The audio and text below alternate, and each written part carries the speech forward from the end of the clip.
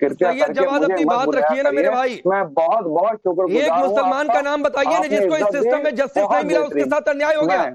एक मुसलमान का नाम बताइए। इतना ज्ञान आपने देना शुरू कर दिया। एक मुसलमान का नाम बताइए। अब फिर अब ये बात थोड़ी नहीं ठीक लगती है। जिन लोगों को मैं आपके वक्ताओं से निवेदन करता हूं, तो जिससे आपको नहीं, मेरे सवाल का जवाब दीजिए ना। अगर आपको इस पैनल पर किसी एक इंसान से दिक्कत है, मत उससे बातचीत करिए। सैयद जवाद को मेरे साथ स्क्रीन पर रखिए। सैयद जवाद, मैं आपकी समस्या का समाधान करता हूं, रुकिए। अरे रुकिए ना, सैयद जवाद को मेरे साथ स्क्रीन पर लाइए। सिर्फ सैयद जवाद, फैज खान और मुझे स्क्रीन पर रखिए। रुक जाइए। अरे सैयद जवाद, मैं आपकी समस्या का समाधान करता हूं, रुक जाइए। सुनिए। अब सैयद जवाद, फैज खान और मुझे स्क्रीन पर रखिए। इन 3 लोगों को स्क्रीन पर रखिए। सैयद जवाद सुनिए ना, ये चौक चौराहों की बातचीत मत किया करिए, सवाल पर आइए। मैंने सिर्फ मैं इज्जतदार तो सब यहाँ पर इज्जतदार बैठे हैं, बिना इज्जत वाला यहाँ पर कोई नहीं बैठा है। तो किसकी क्या इज्जत है? ये सैयद जवाद आप परिभाषा तय मत क्या करिए। फिलहाल सिर्फ 3 लोग स्क्रीन पर हैं। सैयद जवाद आप स्क्रीन पर हैं, मैं स्क्रीन पर हूं और फैज खान स्क्रीन पर हैं। सिर्फ ये 3 लोग स्क्रीन पर रहेंगे।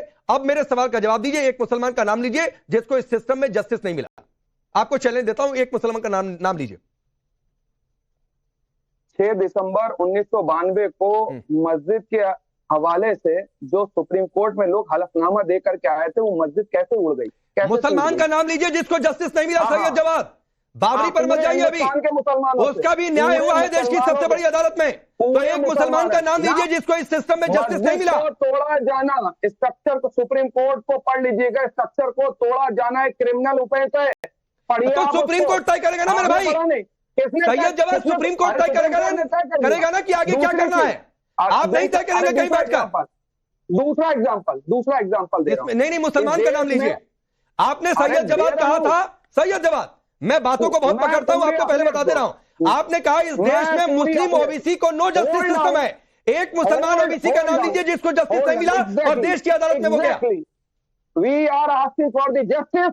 एक मुसलमान, एक ओबीसी का नाम लीजिए सैयद जवाद जिसको इस देश में अदालत में जाने के बाद जस्टिस नहीं मिला। अरे जस्ट होल्ड डाउन, मैं बोल रहा हूँ राकेश, जस्ट होल्ड डाउन। मैं कह रहा हूं, अभी आप कह रहे थे कि इस देश के अंदर जो है सुप्रीम कोर्ट, अदालतें, इस देश के अंदर न्याय व्यवस्था है, इस देश के अंदर संसद है, कानून पारित होता है। तो बताइए 1991 के प्लेसेस ऑफ वर्शिप एक्ट को इसी देश की संसद ने बनाया और सुप्रीम कोर्ट कौन लोग पहुंच गए कि नहीं मानेंगे हम 1991 के प्लेसेस ऑफ वर्शिप एक्ट को। अरे इसी देश की, ओ मेरे भाई सैयद जवाद, अरे सैयद जवाद थोड़ा सा ईमान रखा करिए मेरे भाई। आप मुसलमान हैं, थोड़ा सा ईमान रखा करिए। इसी देश की संसद ने ये अभी कानून बना दिया, वक्फ संशोधन कानून बना दिया। अब अदालत पहुंच गया कि नहीं मानेंगे। अरे सुनिए ना सैयद जवाद, अरे सैयद जवाद ये डबल स्टैंडर्ड मत रखिए। किसी मस्जिद और सैयद जवाद उसमें डेडलाइन चेंज। अरे सैयद जवाद सुनिए, डेडलाइन ये है कि 1947 से लेकर के अब तक एक डेडलाइन दी है ना। आप बताइए कानून के अंदर कहां डेडलाइन दी गई है? अब सुनिए ना, अब सैयद जवाद सुनिए। अरे मेरे भाई सुनिए, मेरे भाई सुनिए। अरे सुनिए ना, अभी मैं वर्शिप एक्ट, सुनिए अभी मैं वर्शिप एक्ट के एक्सेप्शंस पर आपसे बातचीत नहीं करूंगा। लेकिन आपने कहा ना कि देश की एक संसद ने कानून बनाया, कुछ लोग कोर्ट में चले गए कि नहीं मानेंगे। मेरे भाई देश की संसद ने वक्फ संशोधन कानून भी बना दिया। यहां मुंह उठाकर 120 से ज्यादा याचिकाएं हो गई है सुप्रीम कोर्ट में कि नहीं मानेंगे। जाकर कहिए हटाओ याचिका, जाकर कहिए हटाओ याचिका। कहेंगे आप कि हटाओ ये सारी याचिकाएं, हटाओ ये सारी याचिकाएं, कहेंगे आप इनसे? सुप्रीम निशिकांत दुबे को धमका रहे हैं। भागिए नहीं, भागने नहीं दूंगा। निशिकांत दुबे ने जो कहा वो गलत कहा। निशिकांत दुबे ने जो कहा गलत कहा। बीजेपी ने उसे खारिज भी कर दिया है, किनारा कर दिया है, निजी बयान बता दिया है। और मैं यहां से भी कह रहा हूं कि गलत है। लेकिन पहले आप बताइए सैयद जवाद, मैं आगे नहीं बढ़ूंगा भाई, आगे नहीं बढ़ूंगा मैं सैयद जवाद ना, आगे नहीं बढ़ूंगा सैयद जवाद। अब मैं फैज खान को लाता हूं, रुकिए। फैज खान, वर्शिप एक्ट इस देश की संसद से कानून बना तो सैयद जवाद को बड़ा ऑब्जेक्शन है कि भाई कोर्ट में क्यों चैलेंज दिया जा रहा, क्यों कोर्ट में जाकर लोग कह रहे हैं कि मानेंगे नहीं। इसी देश की संसद में वक्फ संशोधन कानून भी बन गया, लेकिन 100 से ज्यादा याचिकाएं चल गई। उनमें से एक को सैयद जवाद कहने की हिम्मत नहीं जुटा पा रहे। हटाओ याचिका। कहां से? देश की संसद से बना कानून है। अब जुबान सिल गई सैयद जवाद की। फैज खान, बिस्मिल्लाहिर्रहमानिर्रहीम, रब्बी इश्रह ली सदरी व यस्सिर ली अमरी वाहलुल उक़दतन मिन लिसानी यफ़क़हू क़ौली। जय हिंद, भारत माता की जय। राकेश पांडे भैया, एक पेज के दोनों तरफ पीटीओ लिख दो तो इस समस्या का समाधान कभी नहीं होगा। जब कोर्ट में कोई कानून आता है और जब कोर्ट में कोई फैसला आता है इनको खिलाफ लगता है तो ये संसद जाते हैं शाहबानो वाले मामले में, और संसद कोई कानून बनाती है और उनको लगता है कि ये इनके खिलाफ है तो वे जाते हैं कोर्ट। तो ये जीवन भर ऐसे ही भटकते रहेंगे, इसको चक्रक दोष कहते हैं। दूसरी चीज मैं आपको बताऊं, कहते हैं एक मुसलमान दिखाओ जो इसके समर्थन में, हम कहते हैं जी हम इसके समर्थन में हैं, तो कहते हैं जी ये संघी है, ये दलाल है, ये उल जलूल बात करते हैं। उसके बाद संसद में यदि कोर्ट इसको पास कर देता, फाइनली पास कर देता, कहते मोदी सुप्रीम कोर्ट पर हक जमा कर बैठा है। अब सुप्रीम कोर्ट ने 2 बातें कही है विरोध में, तो कह रहे हैं जी मोदी सरकार फेल हो गई। इसी के साथ यदि जीत जाते हैं चुनाव में तो ये कहते हैं कि ईवीएम हैक कर लिया, और मोदी जीत गए ईवीएम हैक करके, और मोदी जी की पार्टी कहीं हार जाती है तो कहते हैं जी ये हार गए। मतलब अनवस्था दोष से ग्रस्त है। मैं केवल एक बात कहना चाहूंगा कि अल्लाह का लाख लाख शुक्र है कि गरीब मुसलमानों को उनका हक देने के लिए अल्लाह ने श्री नरेंद्र मोदी जी को भेजा है, नहीं तो बच्चियां यहाँ मुताह का शिकार है हैदराबाद में, वो ऐसी पार्टी खुद मुताह करवाती है और शेख यहाँ से आते हैं बच्चों को 1-2 महीने के लिए खरीदते हैं।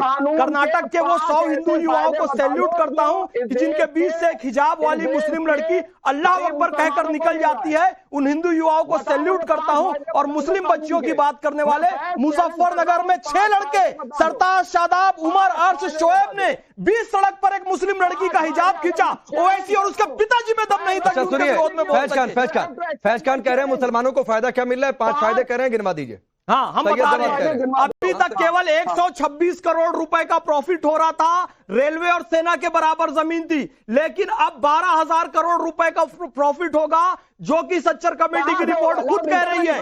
और अब गरीब मुस्लिम महिलाओं को, बच्चों को स्कूल मिलेंगे, कॉलेज मिलेंगे और अस्पताल मिलेंगे, और कौशल भारत कुशल भारत योजना के तर्ज पर मुसलमानों के लिए भी बहुत सारे इदारे ऐसे खुलेंगे जहां पर वो प्रशिक्षण प्राप्त कर सकते हैं। दूसरी बात, बिल रेट्रोस्पेक्टिव नहीं है। तीसरी बात, बिल रेट्रोस्पेक्टिव नहीं है। किसी भी प्रॉपर्टी को, मदरसों को, खानकाहों को, दरगाहों को। अच्छा सुनिए, एक मिनट में बीच में आता हूं, मैं बीच में फैज खान रुकिए, मैं डिबेट को डिरेल नहीं करना चाहता हूं। अरे सैयद जवाब सुनिए ना, सैयद जवाब सुनिए, सैयद जवाब सुनिए, सैयद जवाब सुनिए, अरे सैयद जवाब सुनिए। और मुसलमान सुरक्षित, मैं दोबारा अपने सवाल पर आता हूं। शर्म की बात है, हिंदुस्तान मुसलमानों। सैयद जवाब सुनिए, सैयद जवाब सुनिए।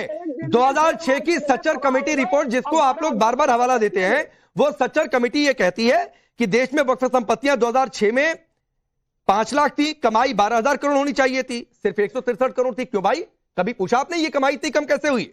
आज वक्त संपत्तियां 8,72,000 है, उसी फॉर्मूले के हिसाब से 20,000 करोड़ कमाई होनी चाहिए थी, 200 करोड़ की कमाई हो रही है। कभी पूछा कि ये कमाई इतनी कम क्यों हो रही है? कौन बैठा हुआ है कब्जा करके? मैं फिर कह रहा हूं, ये मेरे नहीं, ये मेरे डिबेट का टॉपिक नहीं है। मैं फिर आगे बढ़ रहा हूं। सैयद जवाब नहीं, सैयद जवाब CAA, धर्मांतरण कानून, हिजाब छीनने की बातचीत, UCC का डर दिखाने की बातचीत, मसला विरोध का नहीं है, मसला वक्फ में विरोध खामियां ढूंढने का नहीं है, मसला इस देश में मुसलमानों को किसी तरह सड़क पर लाने का है। बजट ही है, 12,000 करोड़ रुपए कहां से आ जाएगा? अल्पसंख्यक कल्याण मंत्रालय का बजट ही। इनको तकलीफ हो रही है कि क्यों 150 से 12,000 करोड़ रुपए हो जाएगी, गरीब मुसलमानों को उनका हक मिल जाएगा, इसीलिए बार बार CAA के नाम से डर दिखा रहे हैं, हिजाब के नाम से डर दिखा रहे हैं। राजीव रियाज को लाइए, सुरक्षित कह रहे हैं, शर्म जाइए, हो गया, आप दोनों लोग शांत रहेंगे, आप दोनों लोग शांत रहेंगे। चलिए एक मिनट, तोहिन भाई, बहुत सारी आपने बातें सुनी, बहुत सारी आपने बातें सुनी, मकसद सिर्फ एक ही है। अरे मत भागिए सैयद जवाद, अभी एक मुसलमान का नाम खोज कर लाइए। नहीं, किसी के साथ नहीं, मेरे सवाल का जवाब दीजिएगा, लेकिन आपको एक मुसलमान, एक OBC का नाम बताकर जाना होगा, जिसको सिस्टम में, अदालत में जाने के बाद भी न्याय नहीं मिला। नाम खोजिए, गूगल करिए, जहां से रिसर्च निकालिए, नहीं तो माफी मांग के जाइएगा, रुक जाइए यहीं पर। भले किसी के सवाल का जवाब मत दीजिएगा, लेकिन खोजिए, हाँ खोजिए, एकदम खोजिए, हाँ खोजिए ना, खोजिए। अब तो सिन्हा, कोशिश सिर्फ एक है, चाहे हैदराबाद में और चाहे लगातार विरोध प्रदर्शन जो सड़क पर है, किसी भी तरीके से बड़ी संख्या में मुसलमान सड़क पर उतर जाएं। इकोसिस्टम था जो वक्फ की एवज में गरीब मुसलमानों को प्रताड़ित कर रहा था, जिस